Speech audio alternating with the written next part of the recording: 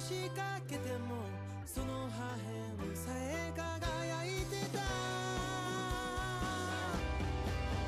寄り添い合いながら時に遠ざけながら不揃いなかけらとかけらつなぐいつかの悲しみも涙した思い出も君の微笑みを彩る光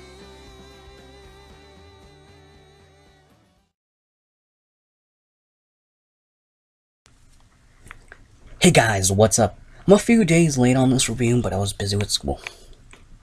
So I started marathoning this anime after episode 2, and it took me a bit longer than I thought, which explains why I'm a bit late. Awesome. Yeah. I'll have my review on Mob Psycho 100 sometime this Sunday. So let's get this review started. Orange is adapted from the manga Orange. The adaptation is produced by TMS Entertainment, which it's in this exact season. They are also released Sing Sweetness and Lightness, Diagram and Hollow, and Relapse. The story is about a teenage girl named Nao who receives a letter from her future self telling her to change certain events that will lead to a more positive future. Yeah, through the anime, it changes the point of view from present time now and future time now. I can't really say much or I'll spoil the anime for you guys. Then again, it's a pretty easy anime to figure out what happens since it follows typical shoujo formula, but with a little bit of sci-fi in it. One plot issue I had with it is how the letter gets sent from point A to point B, because the way it's explained is in it's some bullshit plot device. Extremely forced, plus I'm 100% sure that's not how time works. Other than that, no problems. By the way, not sure if the pacing falls under plot or animation, but I'll just add it here until I get proven wrong. The pacing is really bad. Yeah.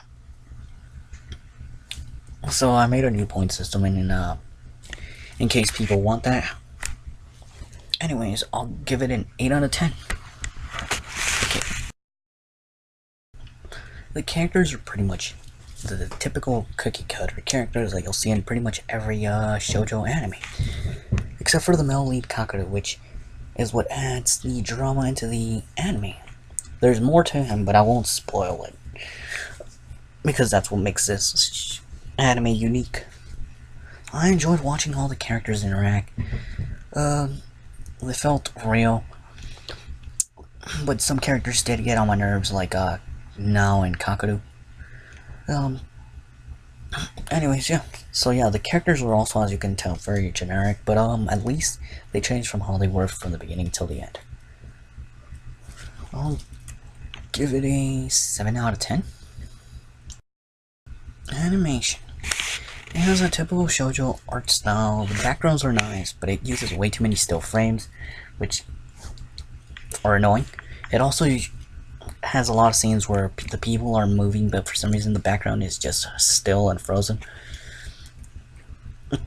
For example, there's like a lake on episode 1 or 2, and it's like no movement whatsoever in the background. It's pretty annoying.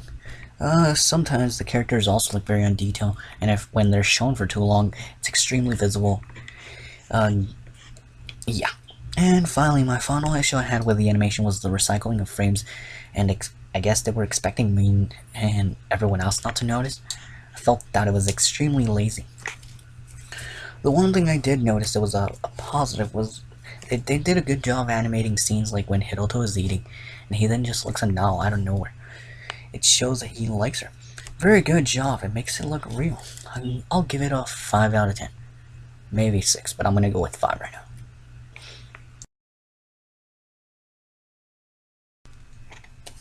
So, music. The opening is called Kikari no Kain, and it's made by Takahashi. The opening is very happy and enjoyable, but at the same time I can feel the emotion. I feel that if it had subtitles, it probably also has a lot of sadness in it. I liked it. I listened to it in pretty much all the episodes.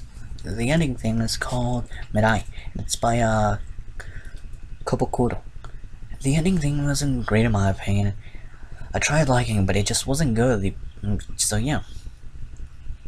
the background music.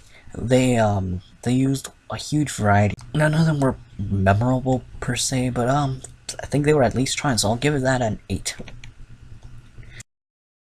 So, enjoyment. My enjoyment would have been really good, but the horrible pacing ruined it for me. In some scenes it was so slow paced, I started getting bored and almost taking a nap. It tried too hard, and it failed for me. In the dramatic sense. I can tell I would have enjoyed it a lot. I would have enjoyed this a lot more in the manga version. Plus, I think I saw it has like 22 chapters, so I could totally finish this in easily like an hour. While this, on the other hand, took me over 5 hours. Too long and dragged out. Around halfway into the show, I felt like I was watching something Toei Animation would have made. Anyways, to wrap this up, before I keep going off track, my enjoyment is a 7. So now it's time for the score. So the score is 35 out of 50, I think. Yeah. Which is pretty much a C-. I think the score is a little low. I'm guessing that the new point system I just made sucks. Oh well, anyways, so if you want a good romance with some sci-fi, I totally recommend it. That is, if you can watch slow-paced animes.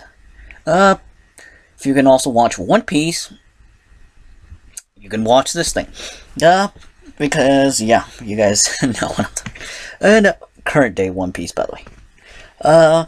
So yeah, if you don't fall into any of these categories, but want to watch something with, like, romance, and it's kind of like this in a tragedy sort of way, you could watch, Anohana. And, if you want something that has to do with time travel, watch fucking Steins Gate. So yeah, anyways, like, subscribe, and I'll see you guys next time. Oh yeah, one last thing. TMS Entertainment, if you ever watch my fucking video, stop making slow-paced fucking animes. Why is it that no one talks about your slow anime adaptations? You guys seriously need to stop fucking bullshitting us like that. Not cool.